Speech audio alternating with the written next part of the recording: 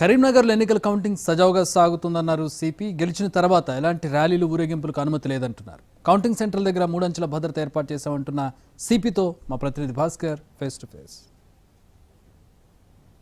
Municipal కార్పొరేషన్లో counting ప్రక్రియ ప్రారంభమైంది. ఇప్పటికే పోస్టల్ బ్యాలెట్ల లెక్కింపు అనేది కొనసాగుతూ ఉన్నది. మరికొద్ది సేపట్లో కౌంటింగ్ ప్రారంభం కానున్న నేపథ్యంలో కౌంటింగ్ కేంద్రం వద్ద పటిష్ట భద్రతా ఏర్పాట్లు అయితే చేశారు.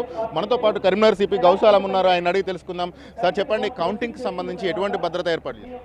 ఇప్పుడు కరీంనగర్ డిస్టిక్లో మున్సిపల్ ఎలక్షన్ కౌంటింగ్ 4 ప్లేసులు స్టార్ట్ అయింది. చొప్పడండి, హుజరాబాద్, జమ్మికుంట కాలేజ్లో పాటు ఇక్కడ కరీంనగర్ కార్పొరేషన్ది SRR కాలేజ్ జరుగుతుంది. 3 టైర్ సెక్యూరిటీ అరేంజ్మెంట్ మేము స్టార్ట్ చేసాము. కాలేజ్ నుంచి 100 మీటర్ డిస్టెన్స్లో ఆల్ డైరెక్షన్స్ మన పోలీస్ వాళ్ళు చెకింగ్ చేస్తున్నారు. సఫిషియెంట్ ట్రాఫిక్ డైవర్జన్ కూడా చేసాము.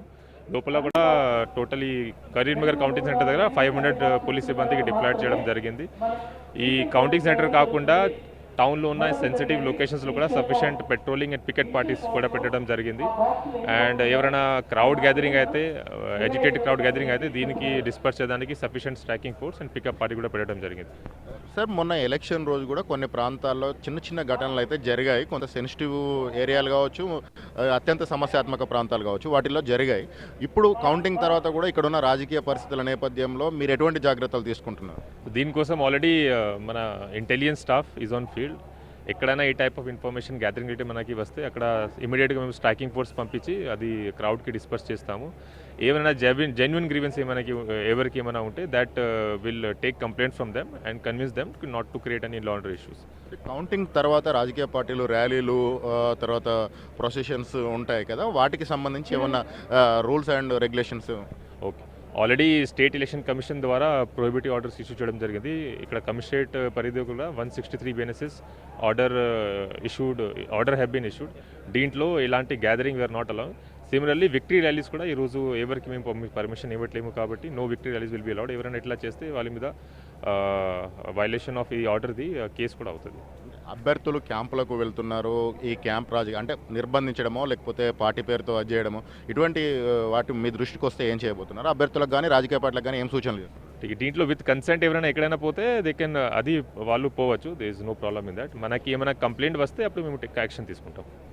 అంటే ప్రజలకు ఏం చెప్పదలుచుకున్నారు సార్? అంటే మెయిన్ సెంటర్లో కౌంటింగ్ జరుగుతూ ఉన్నది. ఈ కౌంటింగ్ జరుగుతున్న నేపథ్యంలో కాస్త ఇబ్బందులు అనేవి అయితే ఉన్నాయి. 3 టైర్ సిస్టమ్ జరుగుతుంది 2 కిలోమీటర్ల దూరం నుంచి. ఏం చెప్పవచ్చు ప్రజలకి? ఆల్రెడీ నిన్న ప్రజల కోసం ప్రెస్ నోట్ ఇవ్వడం జరిగింది. దీంట్లో ముఖ్యంగా ట్రాఫిక్ డైవర్షన్ వల్ల కొద్దిగా సిటిజన్స్కి ఇష్యూ జరగవచ్చు. దీనికోసం సఫిషియెంట్ ట్రాఫిక్ పోలీస్ కూడా డిప్లాయ్మెంట్ జరిగింది. సో ఎక్కడెక్కడ మేము ట్రాఫిక్ డైవర్జన్ చేస్తున్నాము అక్కడ PA సిస్టమ్తో అనౌన్స్మెంట్ చేయడం జరుగుతుంది. ప్రెస్ నోట్లో మేము రూట్స్ కూడా మెన్షన్ చేశాము. అక్కడ sufficient flexi for information purpose కూడా పెట్టడం జరిగింది. సో ఇక్కడ సెక్యూరిటీ జోన్ ఉంది, ఇక్కడ 3 టైర్ సెక్యూరిటీ ఉంది కాబట్టి general public we're not allowing. So అది వాళ్ళకి జనరల్ పబ్లిక్ ఇబ్బంది జరగకుండా they can go to their respective places. దీనికోసం సఫిషియెంట్ డిప్లాయ్మెంట్ అయింది. కౌంటింగ్ ముగిసిన తర్వాత రాజకీయ పార్టీలు ఎటువంటి ర్యాలీలు కానీ, విజయోత్సవ ర్యాలీలకు కానీ, ఆ తర్వాత డీజేలకు కానీ ఎటువంటి పర్మిషన్ లేదని చెప్పేసి కరీంనగర్ సిపి గౌసాలం అంటున్నారు. కెమెరా పర్సన్ సంపత్తో కలిసి భాస్కర్, NTV, కరీంనగర్ నుంచి.